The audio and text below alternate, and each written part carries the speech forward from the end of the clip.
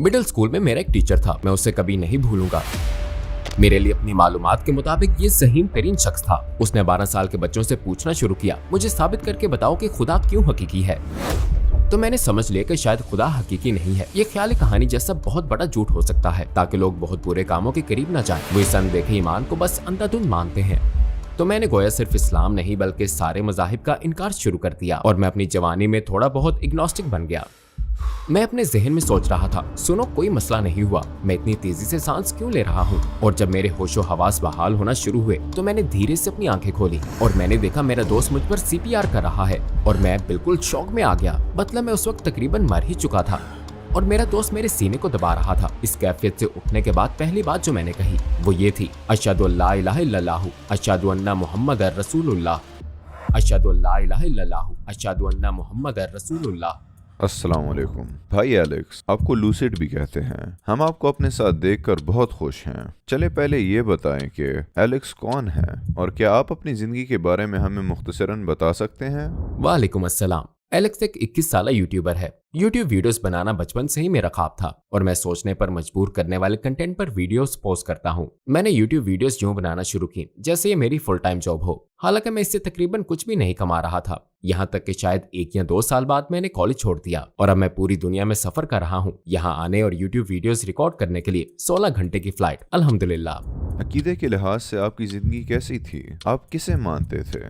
मैं उस वक्त एक सोशल मुसलमान था। मैं इसे यही नाम दूंगा। सोशल इस्लाम को फॉलो करने का मतलब है कि आप असल किताब नहीं पढ़ते, आप असल पैगंबर सल्लल्लाहु अलैहि वसल्लम को फॉलो नहीं करते, आप बस दूसरों के कामों को फॉलो करते हैं। आप मुसलमानों को फॉलो कर रहे होते हैं, आप कतार के आखिरी मुसलमान की तरह होते हैं। और मैं तवील अरसे तक ऐसा ही रहा। मैं इसलिए रोजा रखता था क्योंकि सारे दोस्त, फैमिली, कजन्स और मेरे आसपास हर कोई रोजा रख रहा होता था और मैं नमाज सिर्फ इसलिए पढ़ता था कि मेरे आसपास हर कोई नमाज पढ़ रहा होता था। लेकिन मुझे हकीकत नहीं मालूम थी कि मैं क्यों पढ़ रहा हूँ या मैं किन फायदों के लिए रोजा रख रहा हूँ या खुदा ने इसे रखने का क्यों कहा है। मैं बस वही करता जो मेरे इर्द गिर्द के लोग कर रहे होते। मैंने पढ़कर नहीं बल्कि सिर्फ देखकर फॉलो किया और ये सबसे बड़ी गलती थी। मैं हमेशा इस तरह की चीजों के साथ बड़ा हुआ। अगर चप्पल उल्टी पड़ी है तो ये खुदा की तरफ मुड़ी हुई है, अस्तगफिरुल्लाह। ये तो जैसे ये कहना हुआ कि खुदा सिर्फ ऊपर है और खुदा इन चप्पलों के नीचे नहीं देख सकता। तो इस तरह आप खुदा को इंतहाई महदूद कर देते हैं, तौहीद से बिल्कुल हाथ धो बैठते हैं। आप खुदा की तमाम सफात को ये कहकर खो देते हैं कि वो सिर्फ ऊपर से नीचे देख सकता है। यानी अगर मैं अपनी बेसमेंट में जाकर दरवाजा बंद कर लूं तो खुदा मुझे गुनाह करते हुए नहीं देख सकता। तो ये तमाम अकली खामियां मुझ में मौजूद थी और ये दुनिया भर के बहुत से मुसलमानों में भी है और यही चीज हमें सोशल मुसलमान बनाती है। कौन से वाकयात ने आपको इस्लाम छोड़ने के करीब कर दिया था? मुझे एक इस्लामी स्कूल में भेजा गया था ताकि मैं नमाज पढ़ना और अरबी पढ़ना और लिखना सीख जाऊं। मैंने उस तरानी से बड़ी हद तक कबूल नहीं किया। वो इस किस्म का स्कूल था जो इस्लाम को जबरदस्ती आपके हलक में उतार देता है और बहुत ज्यादा सख्त था। मैं स्कूल जाते हुए रोजाना सुबह रोता था। शायद अपने प्री स्कूल के पहले दिन से लेकर आखिरी दिन तक हर सुबह मैं आता, अपनी माँ के पैरों से लिपट जाता कि वो मुझे छोड़कर ना जाए, क्योंकि मैं उनसे दूर रहना और स्कूल नहीं जाना चाहता था क्योंकि वो बहुत ज्यादा सख्त था। तो 4, 5 और 6 साल की उम्र तक मैंने ये महसूस किया कि मैं किसी ऐसी चीज का हिस्सा नहीं बनना चाहता जो इतनी खौफनाक और सख्त हो। मैं जैसे से दूर होना शुरू हो गया और इस तरह मामला बिल्कुल उलट हो गए और मैं किसी हद तक कुछ अरसे के लिए इग्नोस्टिक एथियस्ट बन गया। मिडिल स्कूल में मेरा एक टीचर था, मैं उसे कभी नहीं भूलूंगा। उसने मुसलमानों और ईसाइयों से भरे क्लासरूम में वजाहत करते हुए कहा कि खुदा हकीकी नहीं है। इसका कोई अमली सबूत नहीं है कि आप मेरे सामने खुदा को साबित कर सके, लिहाजा मैं खुदा पर ईमान रखना नहीं चाहता। और उसने 12 साल के बच्चों से पूछना शुरू किया, मुझे साबित करके बताओ कि खुदा क्यों हकीकी है। जाहिर है हम सब इस टॉपिक का ज्यादा इल्म नहीं रखते थे। अब मैं साबित कर सकता हूँ, लेकिन उस वक्त कोई आइडिया नहीं था। तो मेरे लिए ऐसा था जैसे ये मेरी मालूमात के मुताबिक ज़हीन तरीन शख्स है। तो मैंने समझ लिया कि शायद खुदा हकीकी नहीं है। ये ख्याली कहानी जैसा बहुत बड़ा झूठ हो सकता है ताकि लोग बहुत बुरे कामों के करीब न जाएं। वो इस अनदेखे ईमान को बस अंधाधुंध मानते हैं। और इस बात के साथ साथ हाई स्कूल के पहले साल में मैंने महसूस किया कि ये सब कुछ सारी मजहबी बातें इंसानों की बनाई हुई हैं ताकि हम पर कंट्रोल रखा जा सके और हम गलत कामों की तरफ ना जाएं। और ये हमारे असल खालिक की बात नहीं है। अगर हम बंदरों की औलाद हैं जैसा कि स्कूल में हमें पढ़ाया जाता है, और स्कूल कभी गलत नहीं होता, हमेशा सही बताता है। अगर 5 जमा 5 हमेशा 10 होते हैं तो फिर हमें ये तसव्वुर भी कबूल करना चाहिए, हाँ शायद हम पहले कभी बंदर ही थे और हम आहिस्ता आहिस्ता इंसानों में ढल गए। इसलिए दुनिया में हमारा कोई मकसद नहीं है, कोई रहनुमा और कोई खालिक नहीं है। तो मैंने गोया सिर्फ इस्लाम नहीं बल्कि सारे मज़ाहिब का इनकार शुरू कर दिया और मैं अपनी नौजवानी में थोड़ा बहुत इग्नोस्टिक बन गया। मज़ाहिब के इनकार के बाद आपने इत्मीनान महसूस किया या एतराज़ात उठते रहे? मैं थोड़ी बहुत रिसर्च कर रहा था इस्लाम से दूर रहकर, ताकि देखूं कि वाकई कोई खालिक है या नहीं जिसने हमें बनाया। मैं इस नजरिए के साथ था कि एनर्जी को पैदा या खत्म नहीं किया जा सकता। ये थर्मोडायनामिक्स का पहला लॉ है और इसे हर कोई जानता है। और दरअसल यही वो सोच थी जिसने मुझ में ये ख्याल उभारा कि हम सभी खुदा हैं। शायद हर इंसान, हर जानदार खुदा है और हम सब खुदा की तलाश कर रहे हैं। तो ये बात मेरी अकल में बिल्कुल नहीं आई, क्योंकि अगर हम सब खुदा हैं तो फिर बहुत से सवालात इसके साथ जन्म लेना शुरू हो जाते हैं। जैसे हमारी इब्तिदा कहाँ से हुई? क्या हम हमेशा रहेंगे? बुरे काम हुए तो क्या होगा? अगर मुझसे किसी और से बुरा काम हो जाए तो क्या मुझे तकलीफ महसूस करनी चाहिए? और अगर हम सब खुदा हैं तो क्या ये बात खुदा की असलियत को महदूद नहीं करती? क्योंकि जाहिर है हम लामहदूद नहीं है, हमारा एक स्टार्ट है। अगर खुदा का कोई स्टार्ट हो तो क्या वो वाकई खुदा है? फिर उस चीज को किसने पैदा किया? ये तमाम सवालात मुझे हर तरफ से घेरे हुए थे और मेरा कोई हकीकी मकसद नहीं था। मैं नहीं जानता था कि मेरा असल अकीदा क्या है। मैं एक गुत्थी सुलझाने की कोशिश कर रहा था और हकीकतन कई रातें मैं रोते रोते सोया। वो इंतहाई मुश्किल और अजीब वक्त था। मैं बिल्कुल बुनियादी चीजें देखता था जैसे कि दरख्त, और मैं सोच सोच के पागल हो जाता था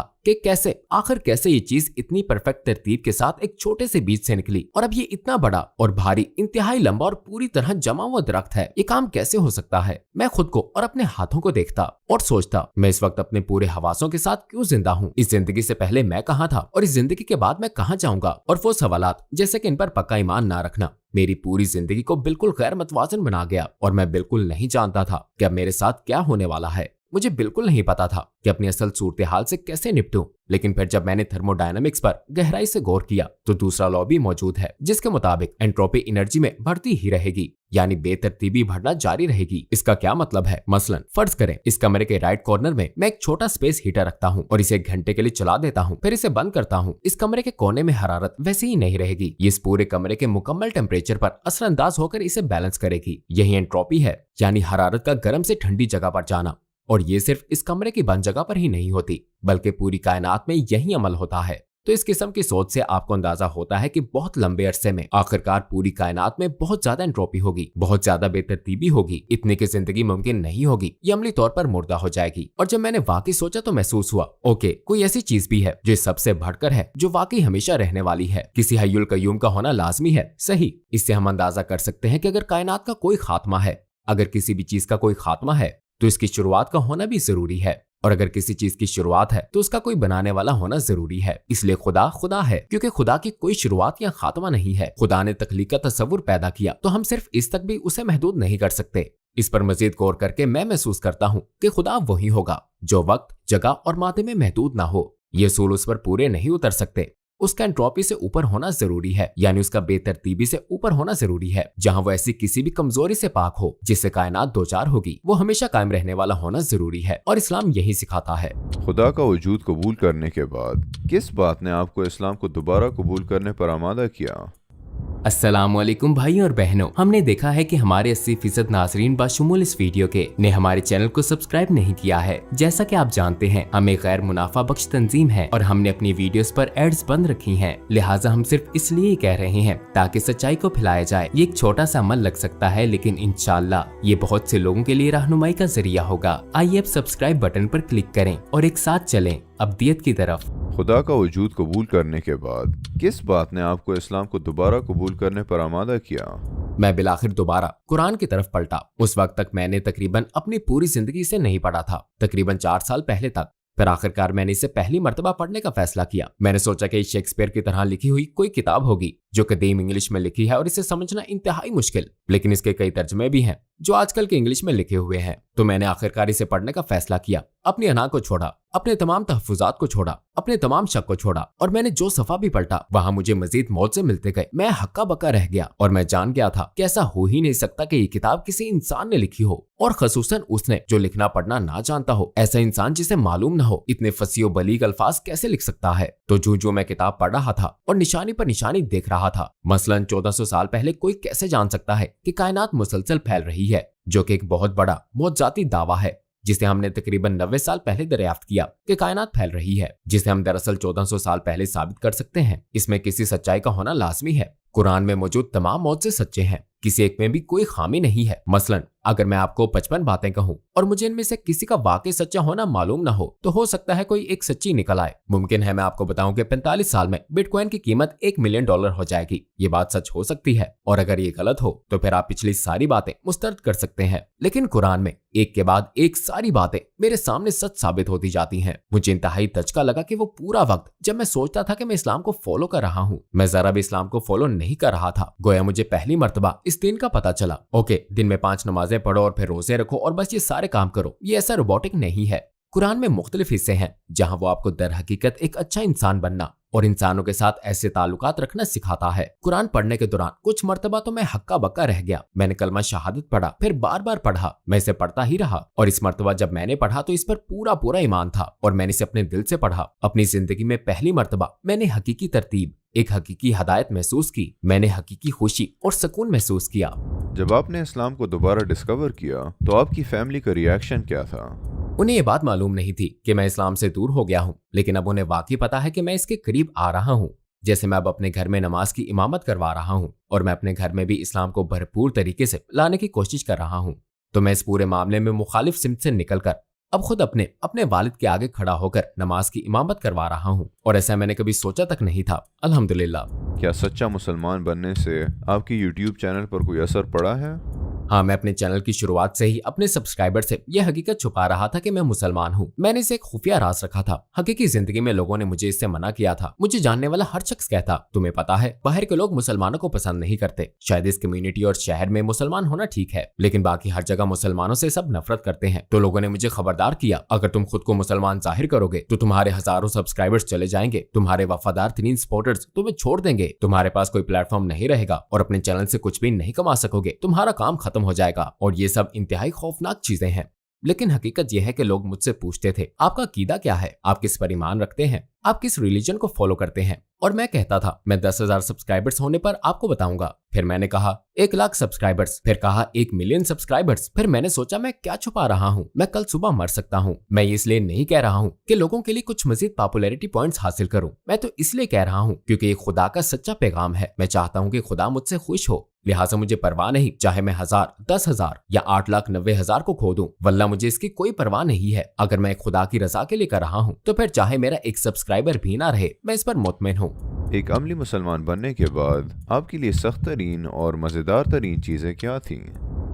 सख्त तरीन और मजेदार तरीन चीज दोनों एक ही चीज थी, क्योंकि जब मुझे कल्चर को छोड़ना पड़ा, मसलन म्यूजिक को या लड़कियों को छूना और उनसे हाथ मिलाना और किस करना, जब मुझे ये सारी चीजें छोड़नी पड़ी तो इससे खुद पर पाबंदियां महसूस हुई। मसलन मैं अपनी जिंदगी में किसी को ये हक क्यों दूं कि वो मुझ पर पाबंदी लगाए और मेरी तफरीह कम करे। सच ये है कि जब मैंने अपनी जिंदगी में ये चीजें छोड़नी शुरू की, मैंने खुदा के लिए कुर्बानियां देनी शुरू की, तो मुझे अंदाजा हुआ कि मैं अब ज्यादा आजाद हूँ। मसलन जब मैं म्यूजिक छोड़ रहा था तो मुझे महसूस हुआ कि मेरे ख्यालात अब ज्यादा वाज़ेह हैं। मैं वीडियो के बेहतर आइडिया सोचने के काबिल बना और मेरी जिंदगी ज्यादा सीधी हो गई। जब मैं लड़कियों को नहीं छू रहा तो लड़कियों के लिए मेरे ख्यालात ज्यादा पाक हैं, क्योंकि मैं उनसे एक फासला रख रहा हूँ और मेरी कोई और बुरी नीयत भी नहीं है। इन तमाम चीजों को लोग एक पाबंदी समझ सकते हैं, मैं इसे हकीकी आजादी समझता हूँ। क्या आपके साथ कोई ऐसा गैर मामूली वाकया पेश आया जब आपने अल्लाह के साथ एक खास ताल्लुक महसूस किया हो? मैं 4 या 5 महीने पहले हवाई में था और मैं मरते मरते बचा। हुआ ये कि मैं हवाई गया। ये मेरा और मेरे दोस्त का अचानक होने वाला सफर था। पहली रात मुझे फूड पॉइजनिंग हो गई और क्या आना शुरू हो गई। मैं पानी नहीं पी सकता था और शदीद डिहाइड्रेशन का शिकार हो गया। अगले दिन मुझ पर बेहोशी छा गई। मैं अपने दोस्त से बात कर रहा था, उसने मेरी आंखें घूमती देखी और मुझे थाम लिया क्योंकि मैं फर्श पर गिरकर जख्मी होने वाला था। यह लम्हा मेरी पूरी जिंदगी का सबसे असर अंगेज लम्हा था। मुझे तारीकी के सिवा कुछ महसूस नहीं हुआ था। मुझे लगा जैसे मैं ख्वाब देख रहा हूँ। मैंने खुद को ख्वाब में तेज तेज सांस लेता हुआ महसूस किया। मुझे सिर्फ अपना सांस लेना महसूस हो रहा था और मैं अपने जहन में सोच रहा था, सुनो, कोई मसला नहीं हुआ, मैं इतनी तेजी से सांस क्यों ले रहा हूँ? और जब मेरे होशो हवास बहाल होना शुरू हुए तो मैंने धीरे से अपनी आंखें खोली और मैंने देखा मेरा दोस्त मुझ पर सीपीआर कर रहा है और मैं बिल्कुल शॉक में आ गया। मतलब मैं उस वक्त तकरीबन मर ही चुका था। इस कैफियत से उठने के बाद जबकि मेरा दोस्त मेरे सीने को दबा रहा था, पहली बात जो मैंने कही वो ये थी, अशहदु अल्ला इलाहा इल्लल्लाहु अशहदु अन्ना मुहम्मद रसूलुल्लाह। मैंने पहली बात ये कही थी क्योंकि मैंने सोचा अगर मैं अभी मर जाऊं तो मेरे आखिरी अल्फाज यही होने चाहिए। मुझे ये यकीनी बनाना था कि मैं अपने ईमान में बिल्कुल पक्का हूं और मैं इस पर हकीकी ईमान रखता हूं। तो ये वो तजर्बा था जो मुझे इंतहाई भरपूर तरीके से इस्लाम की तरफ लाया। जब आपने अपना अकीदा जाहिर कर दिया तो आपका कोई फॉलोअर मुसलमान हुआ? मेरे लिए मुसलमान होना, मुझे लगता है कि मैंने अपने YouTube चैनल पर इत्तेफाकी तौर पर कई लोगों को इंस्पायर किया है। मेरे डिस्कॉर्ड सर्वर में लोगों के बहुत से कलमा शहादत आ रहे हैं और मेरा तजर्बा देखने और वहां मौजूद बहुत से भाइयों और बहनों से बात करते हुए रहनुमाई पाने ये इस्लाम के बारे में होने वाले शकूक दूर करने की कोशिश कर रहे हैं। एक इस्लाम चैनल भी है, वहां मेरे डिस्कॉर्ड सर्वर्स में हर वक्त एक भाई या बहन ड्यूटी पर होते हैं जो उनके सवालात के जवाबात दे सकते हैं। तो मुझे लगता है कि काफी लोग मुसलमान हुए हैं, जिसका मैंने भी मुशाहिदा किया है, या जो अल्हम्दुलिल्लाह मैंने खुद लोगों को दिया है, खुद एक ज्यादा पक्का मुसलमान बनकर। इससे ज्यादा खूबसूरत एहसास कोई नहीं हो सकता। मेरा एक दोस्त डिस्कॉर्ड पर है जिसे मैं कुछ साल पहले मिला था। वो मेरा बहुत गहरा दोस्त है। उसने मुझे एक दिन फोन किया, उसने कहा एलेक्स, और मैं हैरान रह गया। असल में वो एक पक्का ईसाई था। उसने मुझे कॉल की, उसने कहा एलेक्स, मैं जानता हूँ कि इस्लाम सच्चा दीन है, अभी फौरन ईमान लाता हूँ, मतलब मुझे क्या कहना चाहिए? मैंने कहा ओके, मेरे साथ दोहराओ, अशहदु ला इलाहा इल्लल्लाहु अशहदु अन्ना मुहम्मद रसूलुल्लाह, और वो इस दिन मुसलमान हो गया। मैं हैरान रह गया। ये शब कदर के ही हफ्ते में हुआ और मैं दुआ मांगते हुए इंतहाई जज्बाती हो गया, बल्कि रो रहा था, क्योंकि मेरा दोस्त आज तक नहीं जानता कि उसने अपने इस जिंदगी और आखिरत की जिंदगी पर कितना बड़ा असर डाला है। शायद उसे नहीं मालूम ये वाहिद बेहतरीन फैसला है जिसने अपनी पूरी जिंदगी में किया होगा। इंशाल्लाह एक दिन वो ये वीडियो देख रहा होगा, तब उसे मालूम होगा कि उसने कितना खूबसूरत फैसला किया है, और इंशाल्लाह मैं उसे उसके अमल और कलमा पढ़ने के सिले में जन्नत में देखूंगा, इंशाल्लाह। अगर कोई हमारे दीन के बारे में जानना चाहे तो आप इस्लाम की रिसर्च के लिए उसे क्या मशवरा देंगे? क्या गूगल पर इस्लाम क्या है लिख देना काफी है? हाँ, बिल्कुल। शेख गूगल वो शेख नहीं है जिससे आपको रहनुमाई लेनी चाहिए। अगर आपकी कोई लोकल मस्जिद हो तो आपको जरूर वहां जाना चाहिए, लेकिन सबसे अहम बात, वाहिद किताब जिसे हम यकीन के साथ शुरू से आखिर तक खुदा का सच्चा कलाम कह सकते हैं, वो कुरान है। लिहाजा इस्लाम की तलाश का बेहतरीन तरीका खुदा की सच्ची किताब से इस्लाम को तलाश करना है। लिहाजा कुरान को पढ़ें। फिर आपके कोई सवालात हों और वो आप शेख गूगल से पूछें तो मिलने वाले हजारों मुख्तलिफ जवाबात आपको कंफ्यूज कर सकते हैं। लिहाजा अपनी लोकल मस्जिद में लोकल शेख तलाश करें और ऐसे शख्स से मिलने की कोशिश करें जिसका आपको पता हो कि उसके पास इल्म है। जैसे कुरान में है, जब कुछ पूछना हो तो इल्म वालों से पूछो, ठीक है? अगर आपको दुनिया भर के गैर मुसलमानों से बात करने का मौका मिले तो आप उनको क्या कहना चाहेंगे? अगर आपके पास सिर्फ 1 मिनट हो।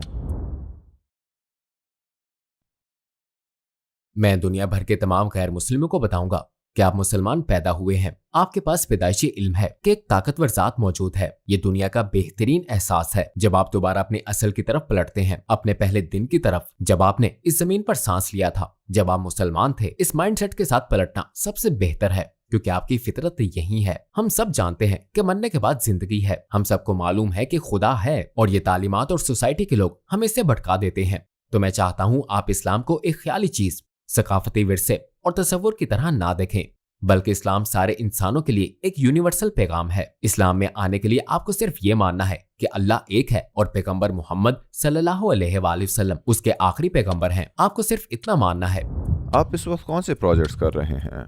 इस्लामी लिहाज से मैं लोकल मस्जिद के साथ काम कर रहा हूँ। मैं उनकी ये मदद करूंगा कि वो कम से कम अपना एक वीडियोग्राफी सेटअप तैयार कर ले, ताकि वो खुद अपनी YouTube वीडियोस पोस्ट कर सके और अपना पैगाम खुद फैला सके। क्योंकि मस्जिद और खुसूसन मेरी मस्जिद में बहुत सा इल्म है। वहाँ बहुत से ज़हीन आलम फाजिल मुसलमान हैं। वहाँ बहुत से शेख हैं जो इस्लाम का पैगाम पढ़ा और फैला सकते हैं। वो बस तकनीकी चीजों में अप टू डेट नहीं है, जैसे कि रिकॉर्डिंग, माइक्रोफोन, लेयरिंग, आवाज और दीगर तमाम चीजें। तो मैं समझता हूँ चूंकि मेरे पास महारत मौजूद है तो मैं इसे खुदा के लिए इस्तेमाल कर सकता हूँ और मैं उन्हें भी इस काम में मदद दे सकता हूँ। आप अपने आखिरी कमेंट्स के तौर पर क्या कहना चाहेंगे? मेरा आखिरी कमेंट ये है कि मेरा मुसलमान होना मुझे यकीनन दूसरों से ज्यादा मजबूत इंसान बनाता है। ये मुझे हकीकी इंसान बनाता है। मैं ऐसे काम कर रहा हूँ जिन्हें अपनी जिंदगी में करना मैंने कभी सोचा नहीं था। अपनी पूरी जिंदगी में मैं कभी 16 घंटे जहाज में ना बैठता, ख्वाह मुझे इसकी कुछ भी कीमत चुकानी पड़ती, लेकिन सिर्फ ये इल्म कि मैं ये काम अल्लाह के लिए कर रहा हूँ। अब मैं खुदा के लिए पूरी दुनिया में जा रहा हूँ। अगर मैं ये अपने लिए करता, अपने खुद गर्जाना मकासद के लिए, तो मैं अपनी जिंदगी में इतना आगे ना बढ़ पाता। लेकिन ये इल्म कि मैं आखिरत, लाफानी जिंदगी और अपने पैदा करने वाले के लिए ये काम कर रहा हूँ, मुझे एहसास देता है कि मैं कहीं ज्यादा कामयाब और मजबूत इंसान बन गया हूँ। मुझे ज्यादा चैलेंजेस का सामना हुआ है और मैं उन चैलेंजेस का सामना कर पाया हूँ, क्योंकि मैं ओवरऑल एक मजबूत मुसलमान बन गया हूँ। भाई एलेक्स, इस खूबसूरत इंटरव्यू के लिए आपका शुक्रिया। उम्मीद है मुस्तकबिल के प्रोजेक्ट्स के लिए आपसे मिलेंगे इंशाअल्लाह। इंशाअल्लाह। अस्सलाम वालेकुम। आपसे मिलकर अच्छा लगा।